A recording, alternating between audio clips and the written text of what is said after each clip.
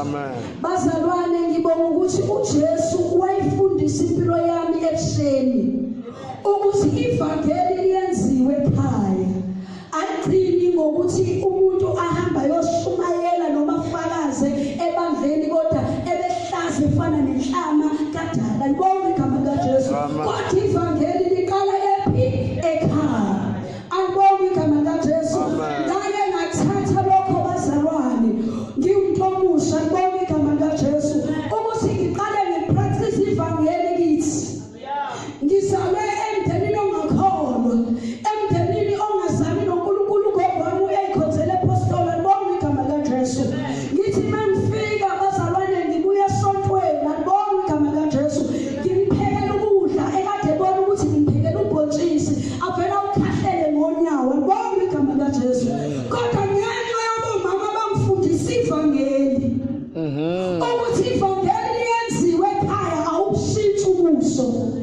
Kodwa wenzenjani? Uyathobeka ukuze balihle ivangeli lakho. Angibonga igama likaJesu. Ngivela ngibuze lithi mina ngokucabanga ukuthi siphekeni ngoba sekhahlele ngenyawo. Ngibonga igama likaJesu. Maqedane ngibeke lento ayithandayo ngimnikeze. Khona into engangiyifundile ngomama belesine ukuthi umuntu omdala uyamguqela. Ngibonga igama likaJesu. Umnikeze noma ngathi ufundile akafundile, but ivangeli liyenziwe. Angibonga igama likaJesu. Ngaleso sikhathi bazalwane ngangivele ngithatha ukudla ngisengikuphekile inyama beyicabanga ukuthi yona ikhona. Mase ngenzenjani? Ngiyambekela ekhayini ngimguqele ngithi nakho gogo. Angibonga igama likaJesu. Bazalwane niyazi ingane izalwa wogogo sivamisa ukungabi namakhanda. Kodwa uJesu mayisefikile inqondo yakhe yaguqulwa yenziwa ibentsha ikwazi ukuhlolisisa okwentando kaNkulunkulu. Angibonga igama likaJesu. Ngafunda lapho ivangeli nganyuka nalo ebusheni. Angibonga igama likaJesu. Ngikhumbula ubabungithi ngizoshada ethi indoda. Angibonga igama likaJesu. Athi indoda ayifundiswa kodwa indoda ifuna ukulibona ivangeli ulimodela phambi kwayo.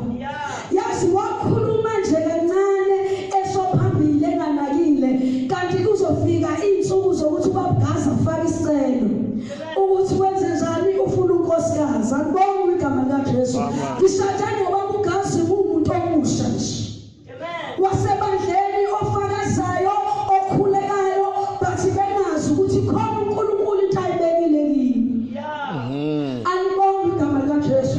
Khona lento engangifundisiwe ukuthi umama noma engathi ukholwa kangakanani uyahamba uyocela kubaba ukuthi ngifuna ukwenza ukuthi bengiye ngibe naleso sikhathi baba ngiyacela nakuDisemba singene emkhulekweni nakukuhle kuwe. Ngibonga igama likaJesu.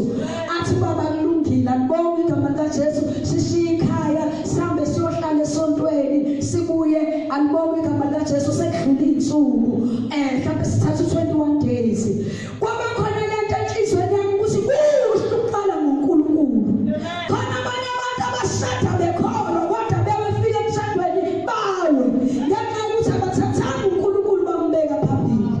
Baye bathatha umshado bahlala kwi-honeymoon bakhohlwa ukuthi yadlula i-honeymoon bathi kudinga wena uphile emshadweni wakho. Angibonga igama likaJesu. Khona lento engayidlayo kumama umkhungo noma kumkhunga. Ngibonga igama likaJesu ngoba khona izinto zidlayo kubantu abadala. Sometimes ezinye usukungakafiki kuzo kodwa uyithatha uyifake emgodleni wakho. Angibonga igama likaJesu. Khona lento engayithathayo ethi ubaba noma bathi bephuma kwi-honeymoon bangena kwi-fasting. Angibonga igama likaJesu. Benzela ukuthi bamdinge uNkulunkulu emshadweni wabo.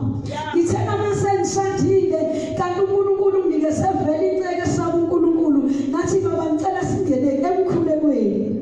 Angibonga igama likaJesu. Bazalwane uthando lusuke liphezulu mengena niphuma kwi-honeymoon. Angibonga igama likaJesu. Nje angibonga igama likaJesu. Ngathi hayike yabonakala sizokholwa sithi nje isesontweni. Angibonga igama likaJesu. Kanti nje cha akunjalo. Ivangeli liyenze njani? Liyenziwe. Ngikhumbula uma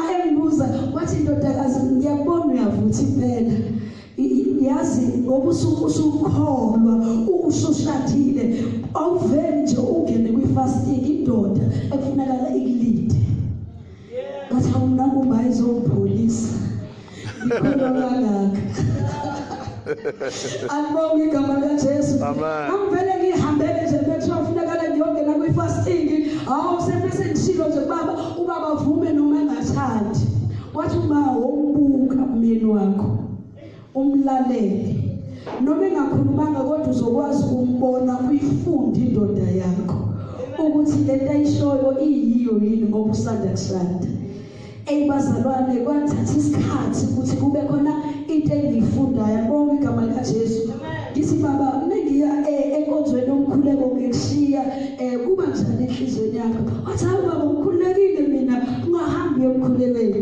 Ngithena mase ngithula ngithi ngibeka athi ngathi ngihamba njalo ke nami la. Angibonga igama likaJesu. Inkonzo yenziwa kephi? Ekhaya. Yenziwa kephi? Ebandleni. Angibonga igama likaJesu. Ngithanda ngikhuleka wathi umoya ngcwele akusemnandi kuyinceko. Noma wena ukholwa uthi mawungene kwi-fasting izisabe ngisho ukuthinta. Akuzami ukwehla lapha phezulu kodwa iba kwi-level azokwazi ukuthi abe i-husband wena unkosikazi kuleli khaya. Angibonga igama likaJesu. Angibonga igama likaJesu.